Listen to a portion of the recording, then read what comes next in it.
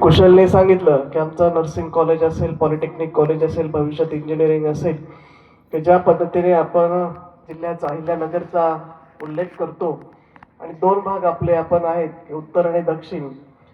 उत्तर आणि दक्षिणमध्ये जर बघितलं आपण की सगळ्यात भौगोलिक परिस्थिती असेल, पाण्याची परिस्थिती असेल, तिथलं सामाजिक, राजकीय, शैक्षणिक, आरोग्य, हे सगळ्या गोष्टींचा जर विचार केला तर निश्चित आहे की या तालुक्याला कुठंतरी चांगलं मोठं रोजगाराच्या निर्मितीसाठी एखादं चांगलं मोठं भव्य दिव्य असं संकुल निर्माण व्हावं की ज्याच्या माध्यमातून इथल्या तरुणांना शिक्षण तर मिळेल परंतु रोजगाराच्या संधी या ठिकाणी मिळतील. आणि आज आपण जर बघितलं तर पूर्वीची जी आपली पारंपरिक शिक्षण पद्धती आहे, समजा BSc, BA, BCom, यातल्या काही शाखांना या ठिकाणी रिस्पॉन्स आहे. आता आपण ग्रामीण भागामध्ये आम्ही सर्वच छोट्या मोठ्या शैक्षणिक संस्था चालवतो, परंतु आज जर परिस्थितीचा विचार केला आणि 21व्या शतकाकडे आणि माहिती तंत्रज्ञान जर आपण म्हणतो तर आपल्याला या ठिकाणी वेगळ्या गोष्टींकडं आता भविष्यामध्ये पाहावं लागतंय.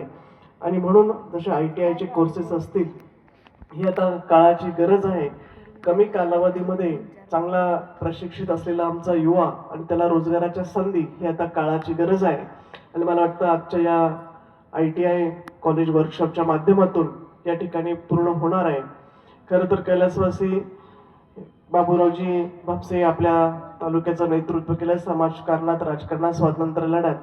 आज खूप मोठं योगदान आहे, आपण विसरून चालणार नाही. त्यांच्याच बरोबरीने कैलासवासी मस्के पाटील साहेब असतील, रामभाऊ अक्कलकर, बाबूजी आव्हाड, कैलासवासी दादा पाटील राजळ, ही सर्वच या जिरायत भागातील पाथर्डी तालुक्यातील नेते मंडळांनी खूप मोठं योगदान समाजकारणात, राजकारणात आणि शिक्षणामध्ये दिलेलं आहे. आणि म्हणून त्यांचीही आता येणारी पिढी, म्हणजे मागची पिढी असेल किंवा आता भविष्यात काम करणारी ही पिढी, निश्चित तो वारसा अतिशय समर्थपणे या ठिकाणी चालवतोय.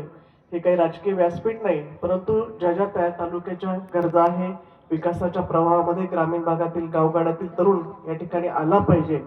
तो समाजकारण, राजकारण सोडून पण शिक्षण असेल, आरोग्य असेल, रोजगाराच्या संधी असेल, यामध्ये कुठेतरी त्याला सक्षम पर्याय असणं गरजेचं होतं. ही काळाची पावलं ओळखून आज प्रसाद लाड साहेबांच्या माध्यमातून कुशल असेल आणि संगीताई असेल, नीताताई असेल, यांच्या माध्यमातून हे पूर्ण शैक्षणिक संकुल नावारूपाला येतंय. आणि ज्यावेळेस कुशलने यामध्ये लक्ष घातलं, संगीताई होतं, प्रमोदजींचं होतं, निश्चित आहे की काही घटना घडल्यानंतर अनेक खांद्यावर कमी वयामध्ये या ठिकाणी जबाबदारी आली आणि ती जबाबदारी कुशलने अतिशय समर्थपणे सांभाळलेली आहे. तुमच्याबरोबर आमच्या सर्वांच्या शुभेच्छा कुशलच्या आणि भापसे परिवाराच्या पाठीमागे आहे.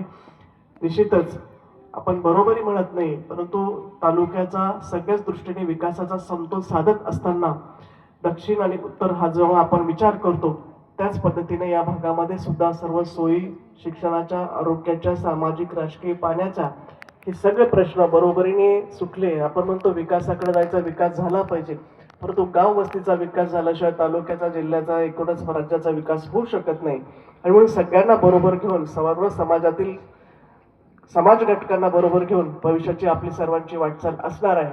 आणि मला खात्री आहे येणाऱ्या काळामध्ये नामदार राधाकृष्ण विखे पाटील साहेब असतील, कैलासवासी शिवाजीराव कर्डील साहेब असतील, अक्षयदादा असतील, आपले पालकमंत्री ज्यांच्याकडे जबाबदारी आपल्या जिल्ह्याची आणि राज्याची आहे, आपल्या सर्वांची जबाबदारी आहे, असे नामदार विखे पाटील साहेबांच्या माध्यमातून आणि त्यांच्याच जोडीला ज्यांचा आपण प्रत्येक कार्यक्रमात नेता ते आम्ही उल्लेख करतो की आमचे जावई, आमचे जावई, आणि त्यांचाही खूप मोठा सहकार्य आम्हाला कायम सामाजिक, राजकीय आणि पक्षीय याच्यामध्ये कायम असतो. आणि खरं तर आज अतिशय आनंदाचा आणि एक चांगला सुयोग मी यासाठी म्हणेल की आपल्या देशाचे माजी पंतप्रधान अटलजींची आज जयंती आहे. आपल्या या समाजकारणात, राजकारणात किंवा संघटनेमध्ये पितामह भीष्म म्हणून ज्यांचा उल्लेख भारतीय जनता पार्टीमध्ये केला जातो, त्यांनाही मी या ठिकाणी विनम्र अभिवादन या ठिकाणी करते. त्यांनी जो राजकीय, सामाजिक वारसा आणि संघटनेमध्ये छोट्या कार्यकर्त्याला जी ताकद भारतीय जनता पार्टीच्या माध्यमातून मिळते, हे अटलजींकडे बघून बघतो. खरं तर प्रधानमंत्री ग्राम सडक योजना आणि सर्व शिक्षण अभियान ही जी आपल्या देशाला देण दिलेली आहे, ती प्रधानमंत्री अटलजी झाल्यानंतर त्यांनी सुरू केलेल्या ह्या योजना आहेत आणि त्या अतिशय प्रभावीपणे संपूर्ण देशभर राबवल्या जातात. म्हणून भौतिक सुविधा आणि शिक्षणामध्ये अटलजींचं असलेलं हे काम हे आपण कधीच पूर्ण सगळे भारतवासी कधीच विसरू शकणार नाही. म्हणून अशा या नेत्याला मी विनम्र अभिवादन करते. अधिक काही बोलत नाही. पालकमंत्री महोदयांना पुढील कार्यक्रमाला जायचंय. मी पुन्हा एकदा या संपूर्ण शैक्षणिक संकुलाला आणि लाड परिवार असेल भापसे परिवाराला मनापासून त्यांच्या या भावी वाटचालीसाठी मनापासून शुभेच्छा व्यक्त करते. उत्तर या शैक्षणिक संकुलाची प्रगती व्हावी अशी परमेश्वरचरणी प्रार्थना करते आणि थांबते. धन्यवाद. धन्यवाद.